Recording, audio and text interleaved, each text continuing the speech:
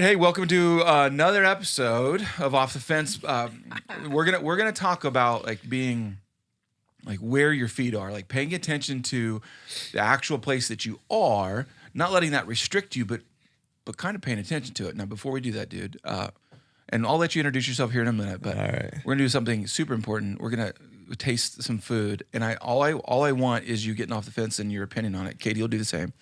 This is Little Debbie snacks. I don't know what they're technically called, anyways. But you get the oatmeal cookie, oatmeal cream pies, right? Yeah, or oatmeal cream pie. My dad. I remember growing up. My dad had these and loved these. So try this first. Try the ice cream and tell me. And if you need to taste this too, but in theory, the ice cream is supposed to taste exactly like this oatmeal cookie. Yeah, I might have to try that too because I haven't had that in like 10 years. Oh, I'm the same. Our kids are bananas about those. They love those. You want to hear a funny story real quick? Yeah. Me, my brother, and my sister, we used to call each other Little Debbie because whatever one ate the most of those that week, we would call them Little Debbie for the rest of the week. They're like the best kid snacks. Oh, man. You just find those little packages everywhere in one of our rooms. For sure. Yeah, and you don't just grab one cookie and be No. like, that's all I need. No, you're like, I'm going to grab 3. Oh, it's a situation. And we'll see where it Yeah. goes. So you guys, I mean, taste it. If you need to taste the cookie, taste the I cookie. think it does. Tastes like Really? it. I The think little, so, too. the little piece in there. More than some of the others, for sure. So I was telling them, Yeah. Yeah, I think it does. The little chunk in there helps it out. Yeah. For sure. it's like they just mixed it with vanilla ice cream. This yeah. is my theory. Don't try to remake it. Just mix it in. Just make it simple. Keep it simple. Come on. Well done, Little Debbie. Little That was- Debbie. We're Little Debbie's. Now we're like more addicted. Like not only was it a cookie to choose from. Oh, it's summertime. Yeah, Well, now it's getting a that's bowl good. of that and throwing one of the cookies in there. Shut up. Oh, yeah. Man. We have just. Oh man, I've been I've been trying But to. no. I've been trying to evolve lately. You know. I'm trying to eat healthy. Like then it stinks. Well, okay, so we're easily off the fence on this one. Right. This does taste like the actual. Is it oatmeal? Oatmeal cream pie, I think Oatmeal is what they cream call pie it. is What's the your favorite technical Little Debbie treat? Probably this one. Yeah. For sure. It seems to be most people divert to the oatmeal. What are the other ones? There's this Nutty Bar, yeah which was my Nutty favorite. Bars? Yeah, Nutty Bars are alright. cosmic brownie, Cosmic Brownie. which is if it's there you eat it. And then the Swiss roll. The Star Crunch, which I keep, Oh yeah. I don't buy those for our kids because it just hurts your gums. I was never a Yeah. fan of the Star Crunch. Because it probably did some damage to your gums. Just never did it for me. It's a taste. I don't know. Okay. Right. Yeah, for sure. Okay. Those. Yeah. Off the fence, Yeah. it does taste Well done. like the cookie. Yeah. Dom, thanks for joining us on this. Thanks for eating food too. Yeah, and for all that. sure. Little snack. Little Debbie. So I always give people a chance to give a little bit of just tell us like a little bit about who you are. But our goal with this conversation is I think there's a bunch of people living wherever they're living. Yeah. And they probably have dreams. They probably have like, oh, I think my community should be, or have opinions about where they're at. But I think you're one great example of someone who has like been where you are. Like you are where you are. I know that sounds like cliche, but like Right. you literally are where you are. And For sure. but you even have dreams and aspirations that you go beyond where you are without forgetting where you are. So, Yeah. but first, just in case someone's listening or watching, they're like, Yeah. who is this dude? Tell us who you are. Yeah. My name is Dom Klukas. I'm born and raised in Rapid City. I went to Central High School. Graduated in 2013. So it's been a while. I almost forgot when I was, unfortunately. It gets worse, just so Yeah, I you was know. like, geez, when? 2018? No. 2013. And yeah, I think I didn't know what I wanted to do for so long. I knew I loved to play baseball. That's kind of like, you know, you graduate from high school, then you're supposed to go to college, Yep. and then you find a job and that whole thing. And school was never for me in the beginning. It never was for me. And it wasn't like a behavior thing. It was just, I don't know. I wanted to work with my hands and build something, or it was just a different learning aspect that I wanted to kind of go down. So, I don't know. I was working these odds and end jobs for so long that it just, I didn't find happiness in them. And then it went from like Ace Hardware to Pepsi to all these different places. And then I even moved to Texas and worked on the railroad, and I just didn't enjoy it. You know, I just was like, what am I doing? Like if it was a paycheck, it wasn't passion, you know? Yeah. So, yeah, after that, I look back, and people that probably looked at my social media now, like my Facebook or something, they'd be like, yeah, this guy always knew he was going to be a barber, because I was cutting hair in high school. Were you and in really? college? Huh. Yeah. And I didn't even know. And maybe it was because my mom, she did hair for like 13 years or something. And so maybe I thought I could do it just as good as her. And I was like lining my friends up with like a straight razor and didn't even know how, you know? Really? Yeah. And That's like, amazing. I look back and I'm like, oh my gosh, I was cutting like your hair, and we were in like 6th grade, like to my friends. And then it was like, we were in college, and there was a picture of me cutting my friend's hair. Okay. And so I'm saying that just because I look back and I think it was sitting right there in front of me the entire time. Okay. Yeah. But I was chasing what I thought was the right thing, Yep. you know, Uh-huh. like, Yep. because in society, I feel like we're not forced, but it's like, this is how it should be. This For is sure. like the perfect thing. For sure. Do this, go sign up for college. Yep. But then you might just be missing out on that thing that is really meant for you. And to me, that was cutting hair. I moved to I started cutting hair in my apartment just because I thought I was good at it. Okay. You know, I was telling them I hired a photographer. He was taking photos. I started posting them. I was like, I really love this. Like, I would get like $10 from my friends for doing this like 3-hour haircut. I'm like, I didn't even know how to do it, but I just put a bunch of pomade in it and made it look good. And the haircut sucked, you know. So after that, yeah, I was like, I should just go to school for this. And I went to at the time there was no school here. Really? I In didn't. South Dakota okay. at all, yeah, in 2017. So I applied to Emily Griffith Technical College in Denver, Colorado. It's right downtown. Okay. Went there for a year. And just fell in love with cutting hair. I won some barber battles there, and I remember I won my first barber battle. It was at a this shop. I don't even remember what it's called, but I won first place. And there was like I battled against people that were graduating, Dang. and I just like couldn't believe it. I remember I was just like, wow, this is actually for me. Like, I thought I was just this guy who like kind of cut hair, but like I just won this like competition. That's and I don't even know what I'm awesome. doing. And I was like, this is for me. I remember I called my mom. I'm like, I think I found it, you know, Sweet. after searching for so long. Yeah.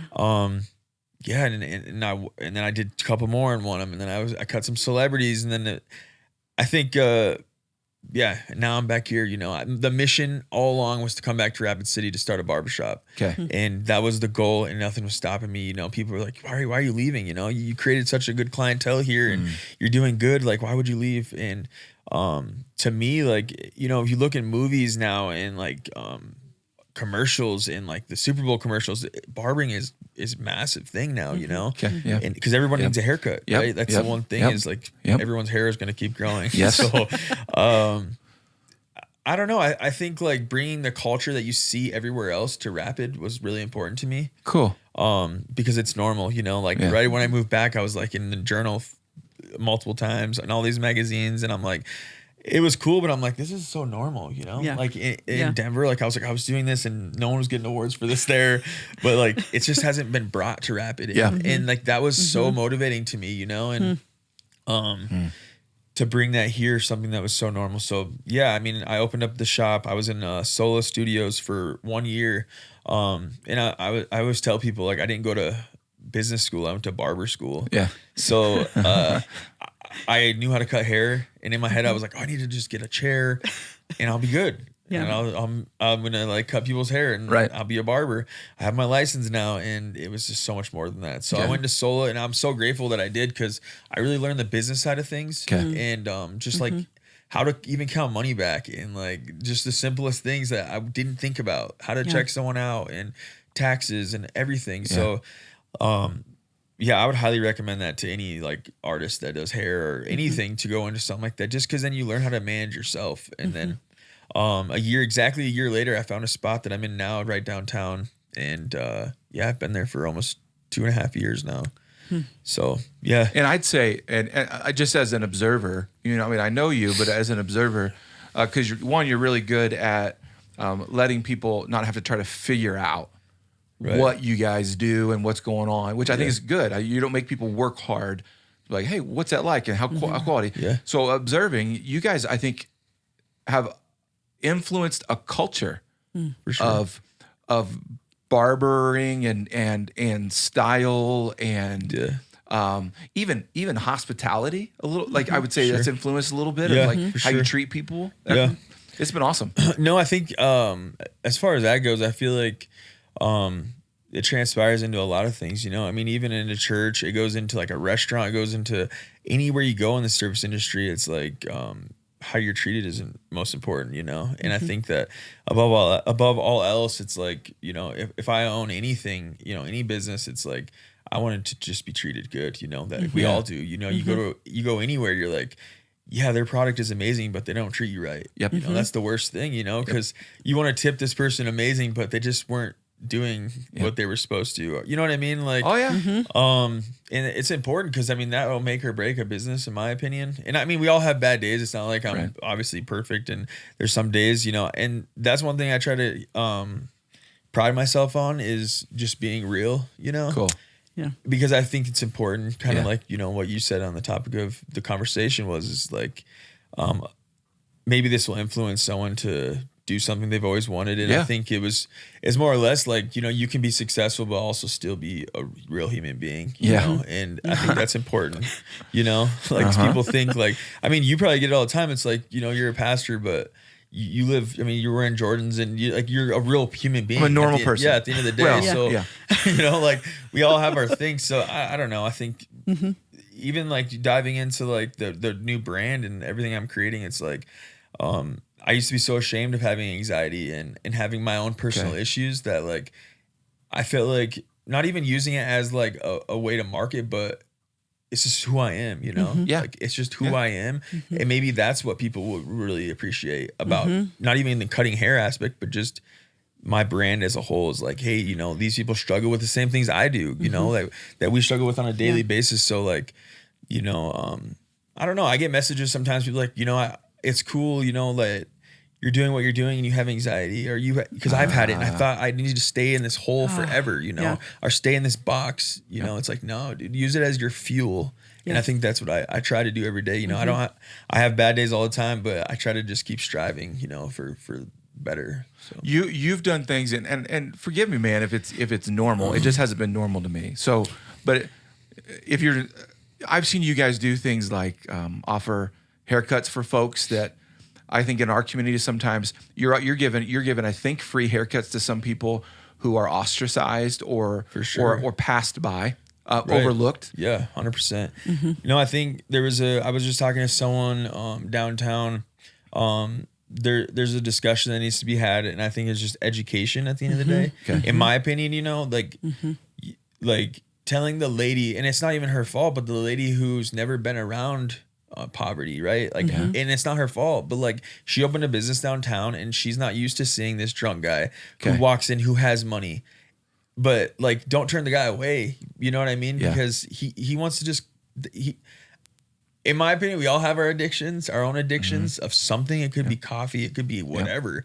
And that's his. And I think he should be treated equally, you know, and there's a fine line. If he starts being disrespectful, of course he shouldn't be allowed in the business. But I can't tell you how many times that we have had an issue, but also the good outweighs the bad for sure. You know, there's the guys that walk in, they're like, hey, I have money. I just haven't had a haircut in months, and I'm so glad you guys are down here.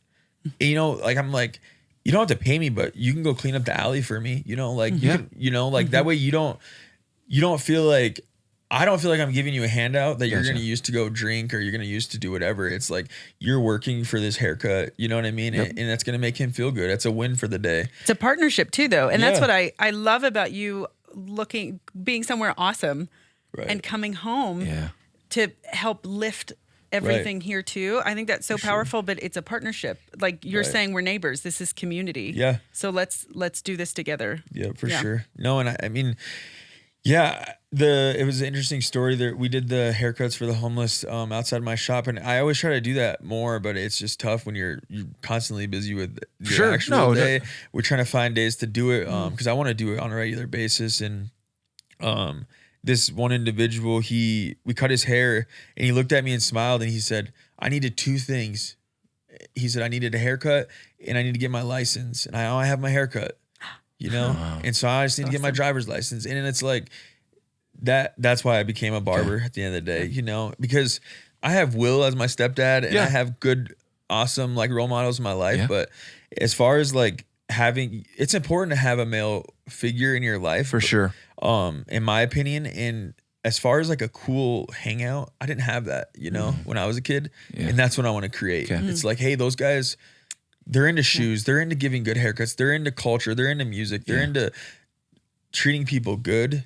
And I think that's what I want to create. That's why I went with the rebrand of being Sixth Throne now and not Black Hills Barbershop, because I found myself becoming just a barbershop. You know, it was just Gotcha. I was doing so. Gotcha. I was, you know, I say that and people are like, oh, you know, you were doing good things, but it was like I felt like I wasn't allowed to be myself in a weird way. It was just like, hey, you know, we're the downtown local barbershop and we cut hair. It's like I feel like in a humble way, me, Carlos, Ryan, and whoever else is going to work at the shop, we have way more to offer than just cutting your hair. Yeah. You know, because we're normal people who've been through, we've experienced death, you know? I mean, I've talked to you about with when my dad passed away, and then it's like just a safe place is more important to me than just a haircut. Because at the end of the day, it's like that's what we need. You know, you can get a haircut anywhere, but you can't get a good experience everywhere. You know, and For sure. So let's talk about this a little bit, because I think when people say, let's say they grow up in their hometown, right? No, I think it's normal. You grow up in your hometown, you're like, I gotta get out of here. I gotta get out of here. I gotta get out of here. Yeah, I right? hear it all the time. That's normal, and I don't fault anybody for that. Right. I don't live in my hometown. Like, Right, for sure. So, but what's interesting and what I think we can learn from you is you are in your hometown, but your barbershop is bigger than and going bigger than your hometown. So, because I think sometimes we think, well, if I stay in my hometown, I'm restricted. I'm totally restricted. I can't do it all. So tell everyone, you know, what the barbershop was first called and the agenda, and you've made a recent transition. Right. And I think that's like, you are local, but you are reaching further than local. Right. So tell us the story of the change. I'd love to hear it. Yeah. So, like I said, I found myself, so initially, you know, to start off, it was like when I was cutting hair in the apartment, not knowing what I was doing, cutting Carlos's hair for 3 hours, burning his neck with the clippers. Like, I was Dom Cut It, you know, like that. Okay. That's what I started this with. I'm Dom, but my hair name or whatever, my Instagram name was Dom Cut It. And that's what helped me build what I have today, the brand. So, and then it became Black Hills Barbershop. And then it was Dom Made Pomade, you know? And then it was like, one day it just hit me like 6 months ago. I'm like, this is extremely hard to market like all of these and be good at it, because I used to do merch for Dom Cut It with the scissor logo, and that was a thing. And then I stopped doing that because now I had Black Hills Barbershop and I'm trying to market for that. And then I had this product company that I'm starting. And then I was like, I need to just like make it one cohesive brand that was me, you know? And something that we all believe in. And that cultivated into being now Sixth Throne. And I felt as barbers, we craft crowns every day, you know, like we're constantly, they say you should invest in your hair because it's the crown you can't take off. And it's true, you know, and I think it's equally as important to invest on what's on the inside than it is the outside. You come to us, we make you look good on the outside, but if you're not doing whatever you do to make you feel good, you know, whatever's filling your cup for the week, you're saying you're not gonna feel good. Your crown's not gonna be polished, I guess, you know? And love it. That's where the crown aspect came from. And a lot of places, even in the Bible, it talks about 7 being the number of completion, perfection. And I don't know how it hit me, but I worked with a team of people, and 6 is one shy of 7. It represents imperfection. And I feel like my whole life story with my dad passing away, all the obstacles to this point, it was like we're all imperfect people that are striving for better. The throne, I don't know. The throne's just our potential, you know, and that's why I would name it Sixth Throne, because we're imperfect people striving for better. And I feel good about it. I honestly do. I just feel like it feels like my shop now, you know. It feels like one brand that we're pushing that we all believe in, and that's just to be better, you know. At the end of the day, that's what the brand is just to be better, you know. And so you talk about authenticity and vulnerability. So let's talk just quickly about this. When you were going through changing what a community knew as Black Hills Barbershop, right, and you're making the change, were you 100% certain this was going to hit and that it was awesome, or did you have hints of, is this going to work? Absolutely. I think that one thing I had to learn about myself, especially having anxiety and stuff. Sure. If it doesn't scare you, you're not going to grow. And I feel like I started to become a little more comfortable with the feeling of being scared. Cool. And like, not like that feeling you're like, oh, should I do this or that? Or as the simple as like, should I wear this today or wear this? That feeling of like, oh, what do I do? Yep. It's like that's a good thing, you know, because it helps you grow. You know, when you go back to try on the outfit the next time, you know that it's not that big of a deal. So just, you know what I mean? It's of course it freaked me out. You know, I think I was probably in tears that I can't remember. I was pretty, shooken up the night I posted that we were going to change. Were you really? Yeah. Just cause I was like, so I'd love to hear that just because I think it's normal, dude. Yeah, for sure. I think, because on the outside, you know, it was like to the guys that don't have social media, let's say, there was not a problem, right? There was just, hey, they're doing well. This is a barbershop that's being ran and that's good. Yeah. And it's like, why would you change your name to Sixth Throne? And to me, it's like local works here. I was telling them, it's like, it's Black Hills Barbershop. I have nothing negative to say. It was nothing bad was happening. It was just that in order to grow and for me being a creative and a visionary, I feel like you have one life to live. And I feel like I didn't want to just stay in Rapid City. I think that now what the brand is and what it represents, there's more people that can relate to Sixth Throne than Black Hills Barbershop. Yep. Because if I go to these trade shows in Connecticut or these big hair shows and you have American Crew and you have Black Hills Pomade. Yep. You know what I mean? You already know what American Crew is about. Yeah. You know it's been around forever. Black Hills, it's like, oh, like aesthetically, like what are the Black Hills? If you're not from here, you don't know. Right. Yeah. And so it was just a business move to help market down a national level potentially one day. And those are the type of goals I like setting for myself. It's like I'm here locally doing my thing. We're cutting hair. Everything's going well, but like I'm striving to be the biggest hair company in the world, you know, like that's my goal, you know, is to get as big as I can, to come out with beard balms, beard oil. I want to do a shampoo and conditioner. I want to do, we're doing pomades. We're doing all of those things, you know, even a cologne, you know, like I thought about doing that just because it was speaking crazy. my language. Man. The people I worked with, like, I worked with a person in marketing. There's so much to do with smell, you know, like you guys could probably like relate to like a place that you go to and you're like, oh, I just love that restaurant or that store. And I always take it back to, I've never shopped there and I'm not making fun of people that do, but remember the store Hollister? Oh yeah, I do.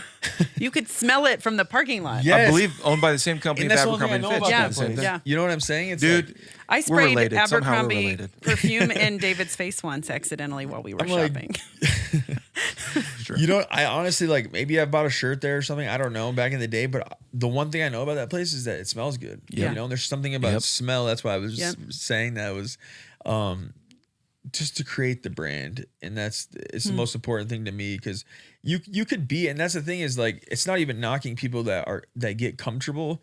To me, you know, like, backtracking a little bit, it's like one of the biggest things, and I've gotten so far, but like when my dad passed away, I feel like I lived my life like, I always use the analogy of like, I was sitting in the backseat of a car, just like looking at my phone until the day he died. And then it forced me, like, it was like we got T-bone and it forced me to like put my phone down and look forward, you know? And like, life is precious, you know? And like, we get one life to live. And to me, it's like, it's not about being famous or having, you know, a bunch of money, but it's just about exceeding your potential, you know what I mean? And like getting off the fence about whatever it is that you want to do, you know? It's like, you got to pick, you know, what you want to do and go for it, you know, and not have any regrets. Cause I mean, if you asked me 10 years ago, I know people say this, but like, I never thought I would be where I'm at, you know, like I really didn't. I thought I'd be playing baseball and I don't know, doing something, but I didn't think I would own a barbershop downtown. And it's crazy to talk about it like this, cause it doesn't seem real sometimes. I'm like, dang it, I made it happen. But it was just that little like push. But I was saying the whole dad thing because that's what motivated me. It was like, it made me wake up. And like, you know, you have to go, you have to do something, you know, because it's not going to fall in your lap and people aren't going to hand it out to you. So, make the best of what you got and go, you know. Every single time that I wanted to quit or wanted to just like stop or wanted to move home when school sucked because I didn't have any money, I had to pack my stuff up at school, to go home, to cut my roommate, to pack it back up, to go to school, like, and like go to the barbershop that I was working at, to pack it up there, to, you know, just to go back to school the next day. And I'm like, God, this is draining, you know, like, what am I doing? Is this really for me? And then I won that barber battle. And then I did that same little thing again. And then I cut a celebrity, and then I did it again and cut another celebrity. And I was like, dang, like, it's just adversity. When it gets hard, you got to keep going, because that's when people quit. You know, if you're that feeling when you get a side ache when you're running a mile, you got to push past that, or you're never going to run too, you know, same thing. Obviously I don't run very many miles, but I'm trying. I hate running. What I love though, is with the Six Throne,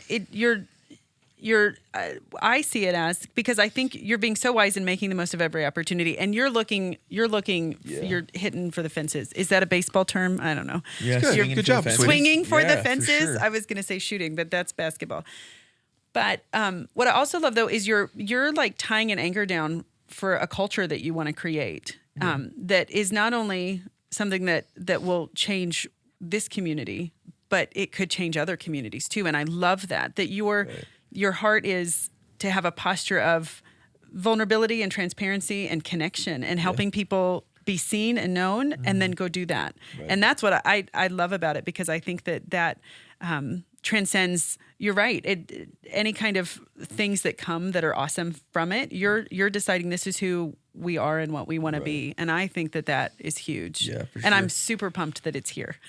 Yeah. For that for that reason and many more. But I think that matters when you're really offering far more than just one thing. Yeah, no, and kind of what you were saying too, as far as like people want to leave their hometown, you know, it's like, I don't know if I ever had that idea of like just canceling Rapid City and I'm done with it, but I'm fueled by challenge, you know. I think like, oh, Rapid will never be cool, and then in my head I'm like, oh, I want to make this the coolest state like in the U.S., you know, like that's what my heart. So I'm like, I hate when people say that, because I'm like, this is my hometown, and I really love this place, and it's growing, you know, like we see new buildings and construction constantly going on all the time, and it makes me happy, because it is what you make it, in my opinion. And like I said, I was horrible at school, you know, and it took me to like really realize what I wanted, to like for school not to be hard in barber school, because